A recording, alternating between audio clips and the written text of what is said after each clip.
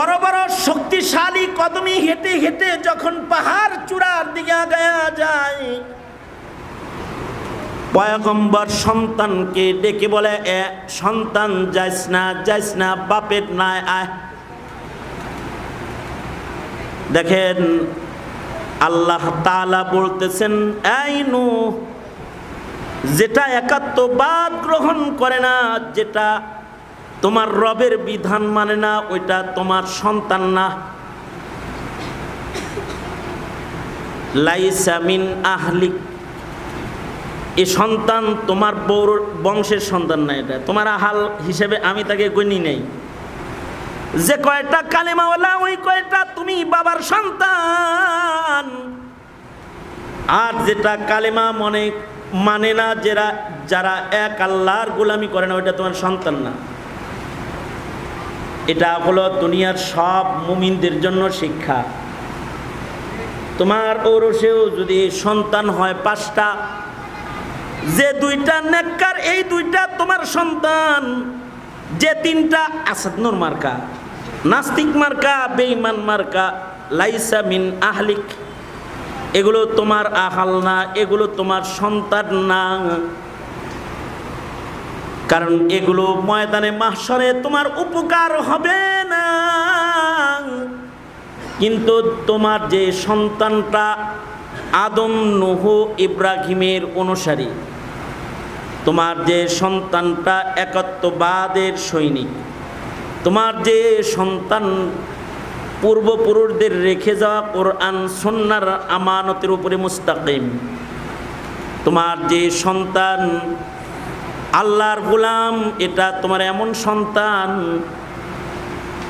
এই একটা নেক সন্তানের কারণে মা বাপ উভয়কেই আল্লাহ তাআলা পুরস্কার দান করবেন।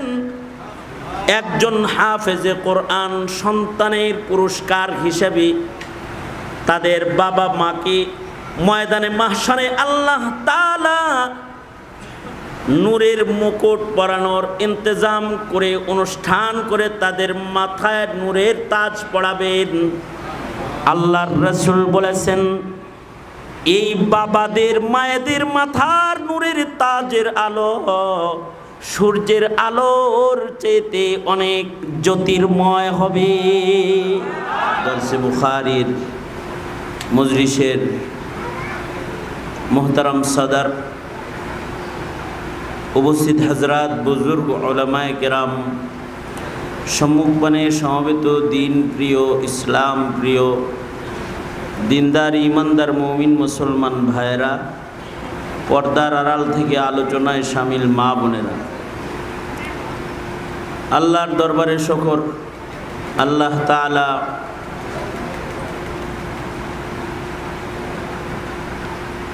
লম্বা সময় পর্যন্ত মজলিসটা চলছে, দুপুর থেকে, জোহর থেকে শুরু হয়েছে। বুজুর্গ হজরত, উলামায়ে কেরাম কথা বলেছেন। বিশেষভাবে শেখ চরমনাই মুফতি সৈয়দ মোহাম্মদ ফয়জুল করিম দামাত বরকাতুহুম গুরুত্বপূর্ণ নসিহাত জোহরের পরেই করেছেন। সালাতুল আসরের পরে আল্লামা আব্দুল বাসেত খান দামাত বরকাতুহুম কথা বলেছেন। মাগরিবের পরেও উলামা হজরতরা নসিহা করেছেন। প্রচণ্ড গরমের ভেতরে আপনারা অনেক কোরবানি, অনেক কষ্ট করেছেন। আল্লাহ তাআলা আপনাদের কোরবানিগুলো কবুল করুক এবং এই কোরবানির বরকতে এই গরম বরদাস্ত করার পুরস্কার হিসেবে দোজখের আগুন থেকে আল্লাহ তাআলা গরম থেকে মুক্তি দান করুন। সময় এখন এমন যে এই সময়ে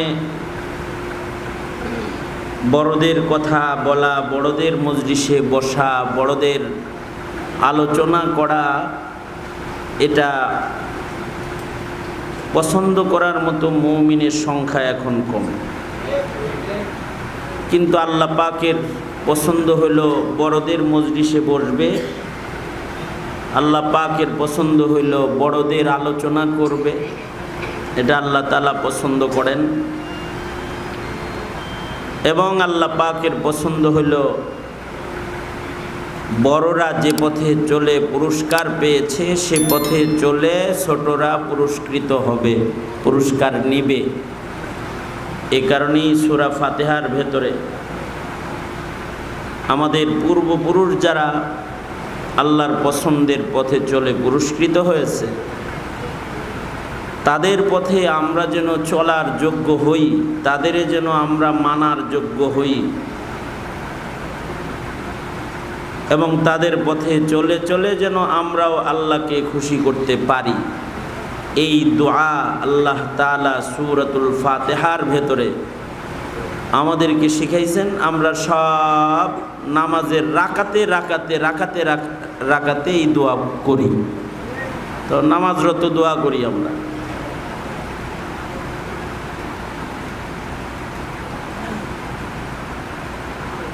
এটা আল্লাহ পাকের পছন্দের, সবচেয়ে পছন্দের দোয়ার ভেতরে একটা দোয়া, যেটা নামাজের ভেতরেই করা লাগে। কারণ সূরাতুল ফাতিহা ব্যতিরেকে নামাজ হয় না। লা সলাতা ইল্লা বিফাতিহাতিল কিতাব। হার রাকাতে রাকাতে ইমাম সাহেব মুসল্লি সূরাতুল ফাতিহা পড়ে। এই ছেলে, এই কথা বলিস কেন তোরা? কানটা ধরে উঠাই দেবো এখান থেকে।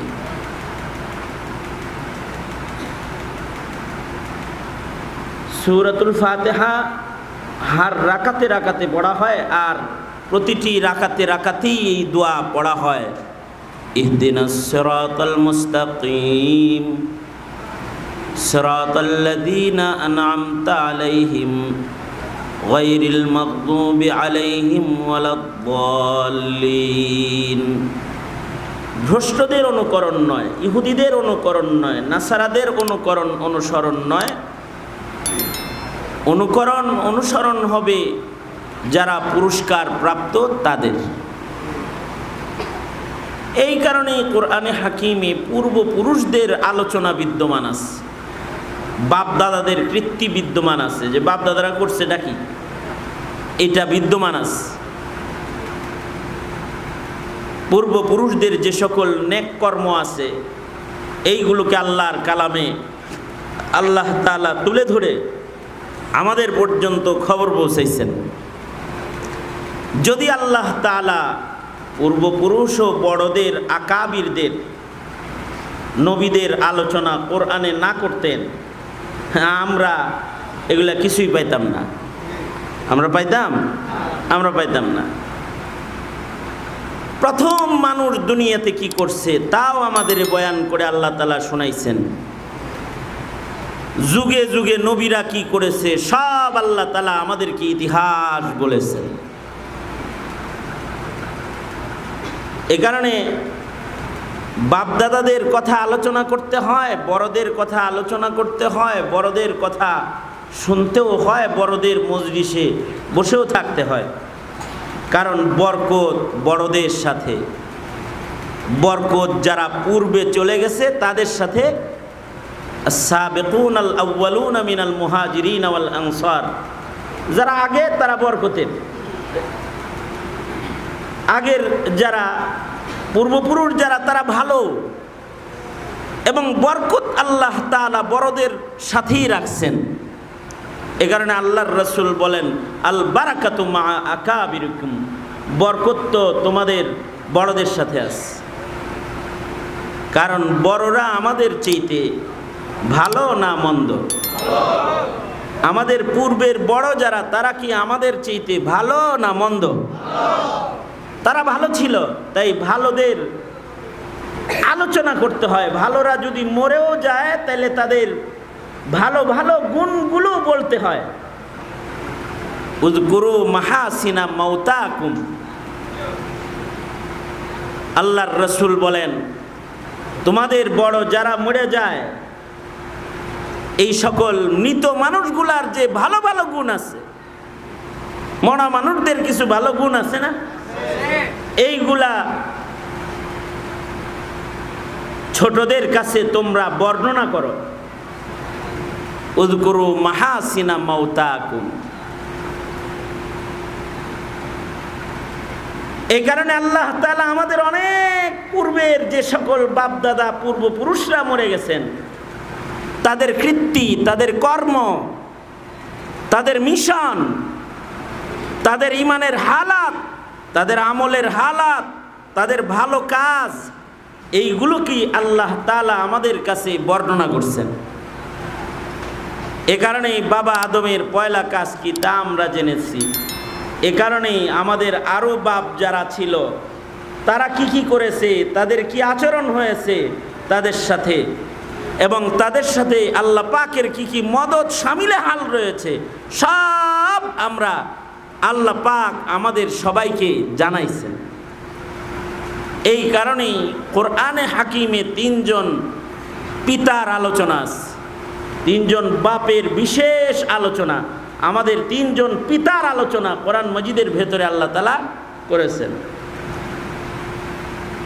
তিনজন পিতার ভেতরে এক নম্বর পিতা হলেন পৃথিবীর পয়লা মানুষ আবুল বাশার, সব মানুষের বাপ হযরত আদম আলাইহিস সালাতু ওয়াস সালাম। কোরআনে হাকিমে আল্লাহ তাআলা বাবা আদম রে কয়েক লম্বা বানাইছিলেন তাও বলে দিচ্ছেন, বাবা আদম রে কি দিয়া বানাইছেন তাও বলছেন যে তোর বাবারে কি দিয়া বানাইছি জানাস, এই জিনিস দিয়া তোর বাপেরে বানাইছি।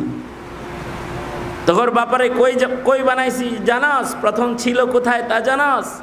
তোর বাবা, তোদের বাবা সে সৃষ্টির পরে এই দুনিয়ায় ছিল না, জান্নাতে ছিল। জান্নাত থেকে কিভাবে আসলো তাও আমাদেরকে আলোচনা করে শোনাইছেন। আমাদের বাবাকে বানানোর আগে, বাবা অস্তিত্বে আসার আগে কারা কি বলেছিল তাও শোনাইছেন। ফেরেশতারাও বলছে মানুষ দরকার নেই, কিন্তু আল্লাহ তাআলা আমাদের বাবাকে কেন বানালেন তাও আমাদেরকে বর্ণনা করে শোনাইছেন। আবার কই ফেলছিলেন আমাদের বাপেরে আর কই ফেলছিলেন আমাদের মায়েরে। হযরত হাওয়া এক জায়গায় আর হযরত আদম আলাইহিস সালাতু ওয়াস সালাম আর এক জায়গায়, এরা কই মিলিত হয়েছিলেন তাও আমাদের জানাইছেন। আবার এরা মিলিত হওয়ার পরে দুনিয়াতে মানুষের জন্য তাদের প্রথম কর্মকাণ্ড কি ছিল তাও আমাদের আল্লাহ তাআলা বর্ণনা করে জানাইছেন। মানুষ হিসেবে আমাদের বাপে দুনিয়াতে প্রথম যে কাজ করছিলেন সেটা হলো আমাদের বাবা আদমে দুনিয়াতে সর্বপ্রথম মসজিদ বানাইছিলেন।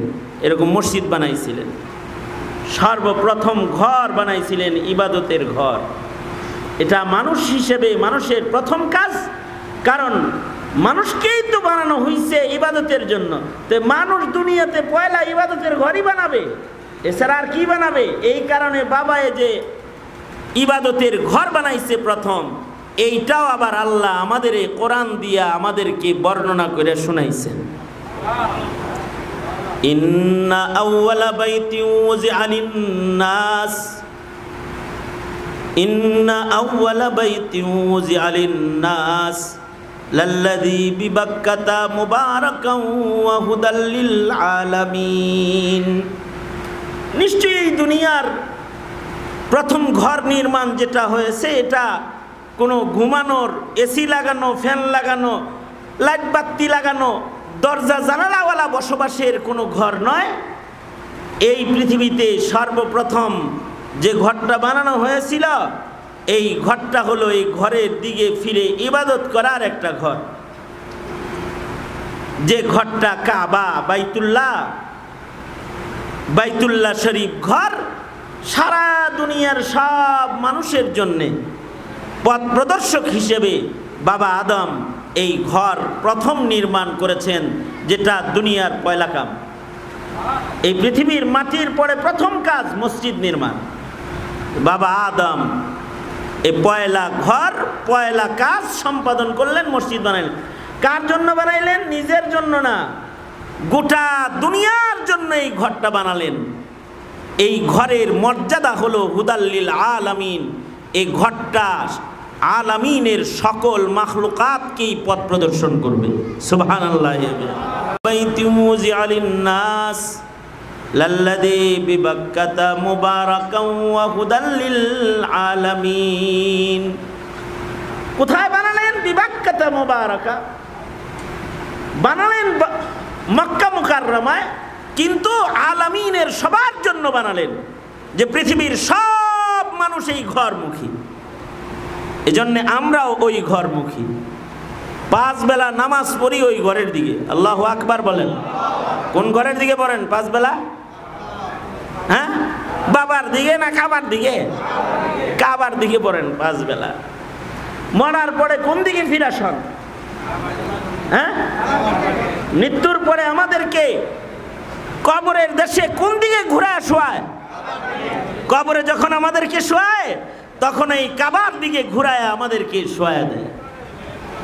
হাদিস শরীফে আছে, যাদের চেহারা কাবায় থাকে, দুনিয়াতে যারা কাবামুখী, এই মানুষগুলা দুনিয়াতে আল্লাহমুখী। সুবহানাল্লাহ, আরো আস্তে করে বলেন সুবহানাল্লাহ। যেই মানুষগুলা দুনিয়াতে কাবামুখী, তারা কি মুখী বলেন? তারা কি মুখী? যারা কাবামুখী তারা আল্লাহমুখী। এ কারণে কারা কাবামুখী ছিল আর কারা কাবামুখী ছিল না, এই প্রশ্ন সবার আগে করা হবে। আউয়ালু মা ইউহাসাবু বিহিল আবদু ইয়াউমাল কিয়ামাতিস সালাহ। নামাজ সম্পর্কে প্রথম প্রশ্ন হবে, নামাজ তো সবাই দক্ষিণ দিকে পড়ে না? দক্ষিণ দিকেও পড়ে, যারা কাবার উত্তরে থাকে তারা দক্ষিণ দিকে পড়ে। আমরা যেহেতু কাবার পূর্বে থাকি তাই আমরা পশ্চিম দিকে পড়ি। আমাদের থেকে কাবা কোথায়, কোন দিকে? তাইলে বোঝা গেল পৃথিবীর কিছু মানুষ পূর্ব দিকেও পড়ে, কিছু মানুষ দক্ষিণ দিকেও পড়ে, কিছু মানুষ উত্তর দিকেও নামাজ পড়ে। যাদের দেশ থেকে কাবা উত্তরে, তারা উত্তর দিকেও নামাজ পড়ে। দেখেন না, মক্কা মুকাররমায় যখন জামাত হয় আমগর মতো সোজা দাঁড়ায় নাকি গোল হয়ে দাঁড়ায়? হ্যাঁ, আল্লাহু আকবার। যে কাবা ঘরের দক্ষিণ পাশে নামাজি, সে দক্ষিণ থেকে উত্তরমুখী হয়ে দাঁড়ায় যায়। তাহলে দিকটা কাবার দিক, যেই দিকে কাবা আছে ওই দিকে মানুষ ফিরা দাঁড়ায়। এমনকি মরার পরেও যেই দিকে কাবা আছে ওই দিকে ফিরা শোয়ায়। তার মানে হলো, ছবিতে ভিডিওতে যেভাবে দেখেন নামাজে দাঁড়ায়, কবরের ভিডিও যদি আমরা দেখতাম তাহলে দেখতাম সব গুরুস্থান থেকেও এই কাবার দিকে আছে। যত গুরুস্থান আছে আর জান্নাতি কবরগুলো আছে, সব মাইতরা কবর থেকেও কাবার দিকে ফিরে আসে। কারণ আল্লাহর রাসূল বলেছেন, কবরে যাদের চেহারা কাবায় থাকে তাদের কবর আযাব হয় না, তাদের কবর জান্নাত হয়ে যায়। এক বর্ণনায় আছে, যাদের চেহারা কাবার থেকে ঘুরায় দেয় তাদের কবরে আযাব শুরু হয়ে যায়। নাউযুবিল্লাহ। যাদের চেহারা কাবার থেকে সরে যায় তাদের কবরে আযাব শুরু হয়ে যায়। এই ঘরটা বানালেন বাবা আদম সর্বপ্রথম। এটা নিজের জন্য, নিজের বসবাসের জন্য না, নিজের সন্তানদের সবার জন্য বানাইছে। পৃথিবীর প্রান্তে প্রান্তে যেখানে যে আদম সন্তান জন্মাইবে তার চিন্তাও বাপ হইয়া করছে, এ কারণেই বাবা।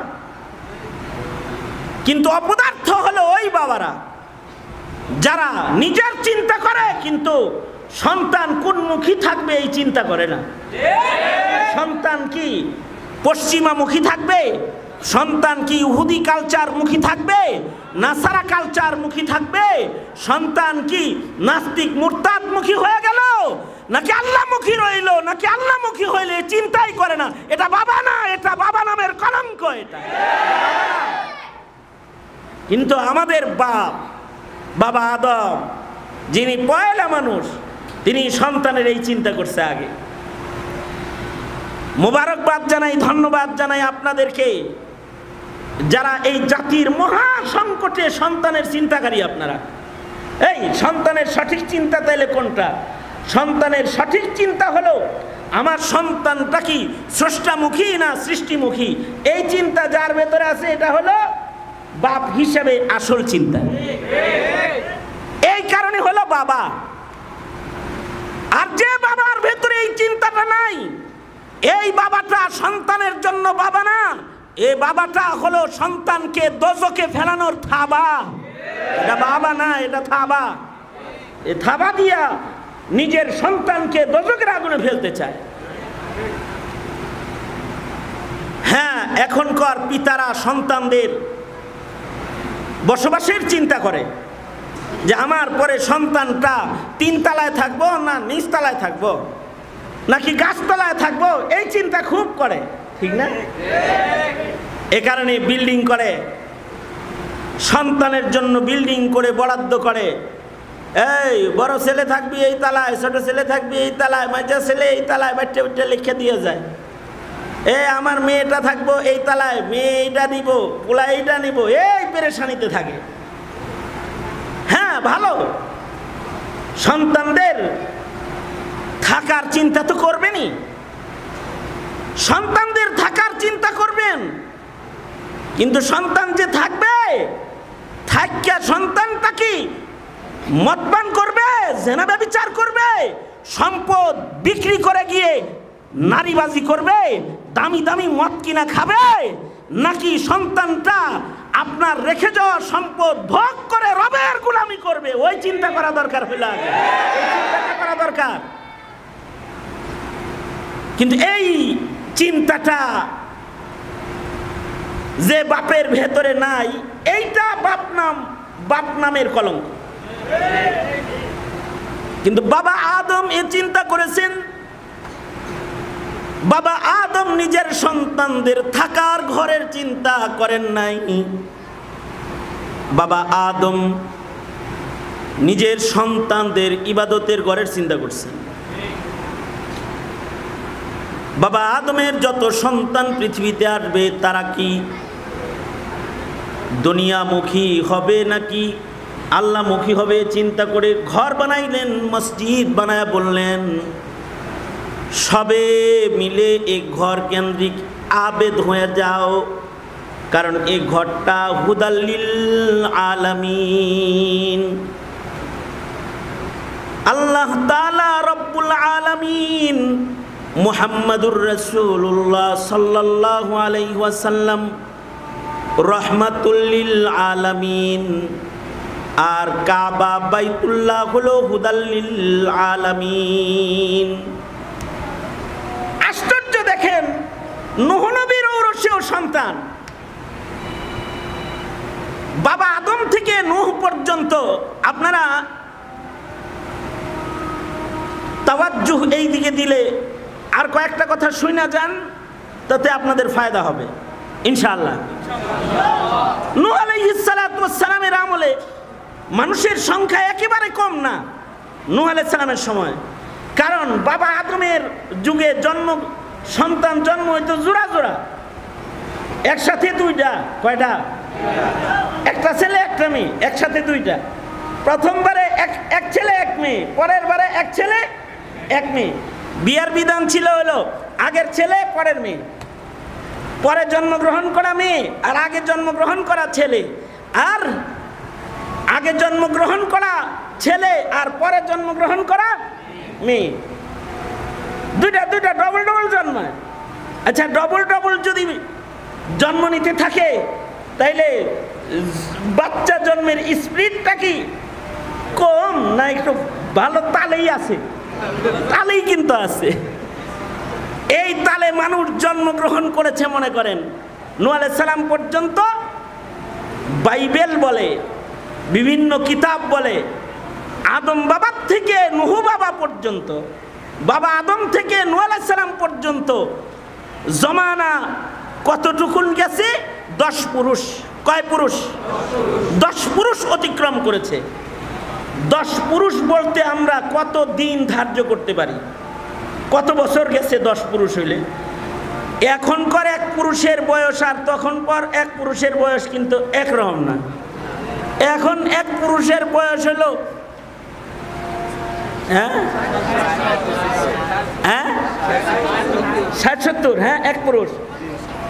আর আগের এক পুরুষের বয়স হলো 1000। যেমন নূহ আলাইহিস সালাতু ওয়াস সালাম, গড় ধরে নিয়ে 1000। নূহ আলাইহিস সালাতু ওয়াস সালামের বয়স, শুধু দাওয়াতি বয়স হলো 950 বছর। খালি দাওয়াত দিচ্ছে 950 বছর। 950 বছর নবুয়তের দায়িত্বই পালন করেছেন, 950 বছর।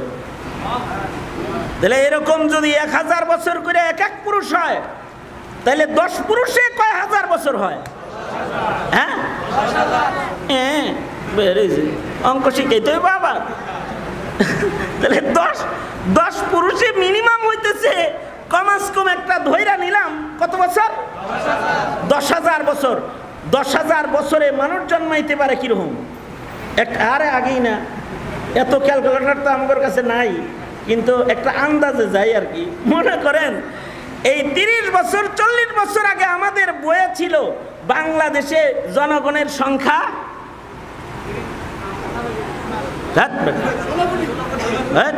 মগা গ্রুপ অফ ইন্ডাস্ট্রিজ লিমিটেড 7 কোটি 8 কোটি 9 কোটি 40 বছর আগে, তাই না?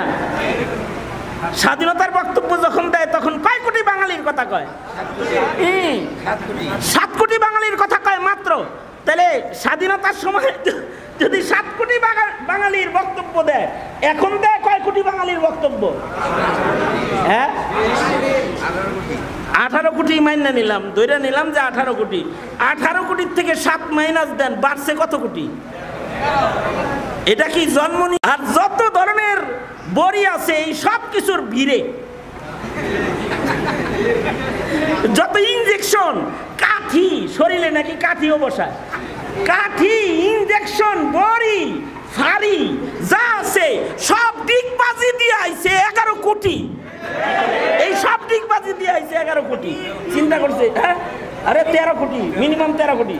আচ্ছা 13 কোটি যদি হয় এইরকম ডিগবাজি দিয়ে 30 বছরে, তাইলে মানুষের সংখ্যা 10,000 বছরে মোটামুটি কম হওয়ার কথা না। কারণ এত সিস্টেম জন্ম নিয়ন্ত্রণের তখন ছিল না। তখন মানুষ স্বাভাবিক কায়দায় জন্মগ্রহণ করত। এই পরিমাণ মানুষ পৃথিবীতে হয়েছে যে তাদের শিরিক, তাদের অন্যায় কর্মকাণ্ড দেখে দ্বিতীয় বাবা নূহ, যাকে কোরআন বলে নূহ, এটা তোমাদের দ্বিতীয় বাপ, এ হলো দ্বিতীয় আদমের মতন।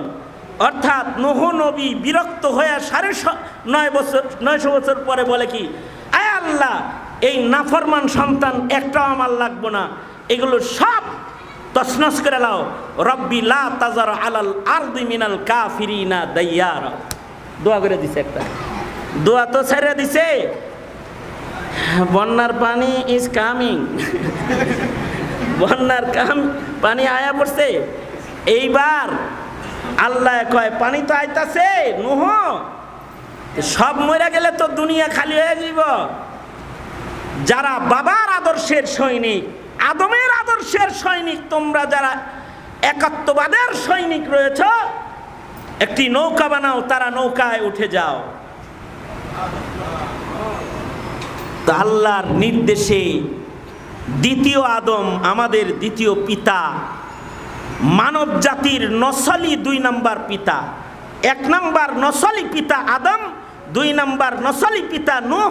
কারণ নূহ আলাইহিস সালাতু ওয়াস সালামেরই 4 সন্তানের ভেতরে 3 সন্তানের ঔরসের 80 জন মানুষ, 40 জন পুরুষ, 40 জন নারী, যারা কালেমাওয়ালা, শুধুই মাত্র তাদেরকে নিয়ে পয়গম্বর নূহ নৌকায় আরোহণ করলেন, আর মহাপ্লাবনে সারা দুনিয়া পানির নিচে চলে গেল।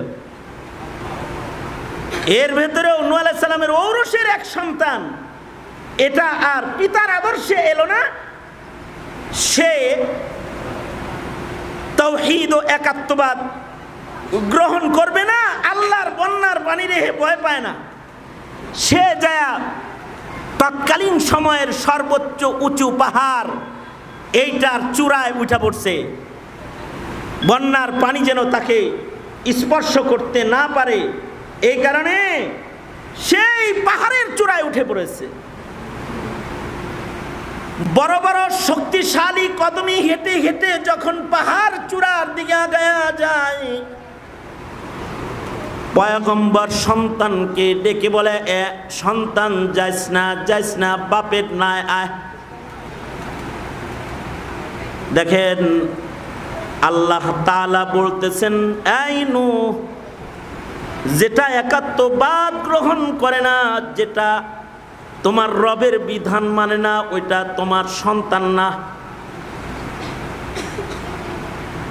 লাইসা মিন আহলিক, এই সন্তান তোমার বউর বংশের সন্তান না, এটা তোমার আহাল হিসেবে আমি তাকে গণি নেই। যে কয়টা কালেমাওয়ালা ওই কয়টা তুমি বাবার সন্তান, আর যেটা কালেমা মানে না, যারা এক আল্লাহর গোলামি করে না, ওইটা তোমার সন্তান না। এটা হলো দুনিয়ার সব মুমিনদের জন্য শিক্ষা। তোমার ঔরসেও যদি সন্তান হয় 5টা, যে 2টা নেককার, এই 2টা তোমার সন্তান। যে 3টা আসাদনুর মার্কা, নাস্তিক মার্কা, বেঈমান মার্কা, লাইসা মিন আহলিক, এগুলো তোমার আহাল না, এগুলো তোমার সন্তান না। কারণ এগুলো ময়দানে মাহশরে তোমার উপকার হবে না। কিন্তু তোমার যে সন্তানটা আদম, নূহ, ইব্রাহিমের অনুসারী, তোমার যে সন্তানটা একাত্মবাদের সৈনিক, তোমার যে সন্তান পূর্বপুরুষদের রেখে যাওয়া কোরআন সুন্নাহর আমানতের উপরে মুস্তাকিম, তোমার যে সন্তান আল্লাহর গোলাম, এটা তোমার এমন সন্তান, এই একটা নেক সন্তানের কারণে মা বাপ উভয়কেই আল্লাহ তাআলা পুরস্কার দান করবেন। একজন হাফেজে কোরআন সন্তানের পুরস্কার হিসেবে তাদের বাবা মাকে ময়দানে মাহশরে আল্লাহ তাআলা নূরের মুকুট পরানোর ইন্তজাম করে, অনুষ্ঠান করে তাদের মাথায় নূরের তাজ পরাবেন। আল্লাহর রাসূল বলেছেন, এই বাবাদের মায়েদের মাথার নূরের তাজের আলো সূর্যের আলোর চেয়ে অনেক জ্যোতির্ময় হবে। কারণ এগুলো হলো আসলে সন্তান তোমার। আল্লাহ তাআলা নূহ আলাইহিস সালামকে বলতেছেন, যেটা জায়গা ইন্নাহু লাইসা মিন আহলিক, এইটা কিন্তু তোমার ঔরসের না, আমি তাকে তোমার ঔরস হিসেবে গণি না। ছেড়ে দাও, তার চিন্তা বাদ দাও। যেগুলো তোমার রবের কথা মানে ওইগুলার লয়ে নাই উঠা যাও। এই নূহ আলাইহিস সালাতু ওয়াস সালাম আল্লাহর নির্দেশে 40 জন পুরুষ আর 40 জন নারীকে নিয়ে নৌকায় আরোহণ করলেন। মহাপ্লাবন হলো, সারা দুনিয়া তছনছ হয়ে গেল। বলা হয় এই মুহররমের 10 তারিখে এই নৌকা তীরে ভিড়ল। এই মুহররমের 10-এ নৌকা তীরে ভিড়ল। ঐতিহাসিকদের, ইতিহাস বর্ণনাকারীদের কোন কোন বক্তব্যে এরকম এসেছে, এই 40 জন নারী আর পুরুষ দিয়ে এই পৃথিবী সেকেন্ড টাইম আবার আবাদ হলো, মানুষ জন্ম শুরু হলো, পৃথিবীতে আবার ইমানদারদের রাজ কায়েম হলো। কিন্তু যেহেতু নূহ নবী থেকে ইব্রাহিম পর্যন্ত মশহুর তেমন বড় কোনো পয়গম্বরের নাম ইতিহাসে আসে না, মানুষগুলো দাওয়াত শূন্যতায় আবার পুরান জায়গায় ফিরে গেল। দাওয়াত নাই তো, দাওয়াত বন্ধ করা। দাওয়াত বন্ধ করলে একাত্মবাদ বিদায় নেয়, দাওয়াত বন্ধ হয়ে গেলে ইবাদত বিদায় নেয়, নবীদের আওয়াজ বন্ধ হয়ে গেলে দিন বিদায় নেয়। ওই যে মশহুর কোন নবীর আগমন নাই, দাওয়াত বন্ধ, এবার আবার সব পুরান জায়গায় ফিরে গেল। যে এবার সারা দুনিয়াতে একজন মানুষ আল্লাহ বলনেওয়ালা নাই, এমন পরিবেশ কায়েম হয়ে গেল। আর সব কাফেরের লিডার হয়ে গেল নমরুদ। সারা দুনিয়া তখন নমরুদ কন্ট্রোল করে, সারা দুনিয়ার বাদশাহ। আর সারা দুনিয়াতে বহুত্ববাদ প্রতিষ্ঠা পেয়েছে, একাত্মবাদ বিদায় নিয়েছে। আরো জঘন্য কথা হলো, এই শয়তান নমরুদ মানব জাতির প্রথম জঘন্য মানুষ যে নিজে খোদাও দাবি করেছে। এখন এই জমানায় তো খোদা দাবি করেন না মানুষ আর নাই। আরে কি কেউ কি কইছে যে আনা রব্বুকুম? কইছে? কয় নাই কেউ। কিন্তু ওই সময়ে কিন্তু নমরুদ বলে ফেলছে আমি তোমাদের রব। নাউজুবিল্লাহ। কোরআন বলে দুইজন মানুষ খোদা দাবি করেছে, তাদের ভেতরে একজন নমরুদ আর একজন ফিরআউন। এই মুহররমে এই খোদা দাবি করনেওয়ালা বলা হয় দুজন এই মুহররমেই শেষ হয়েছে।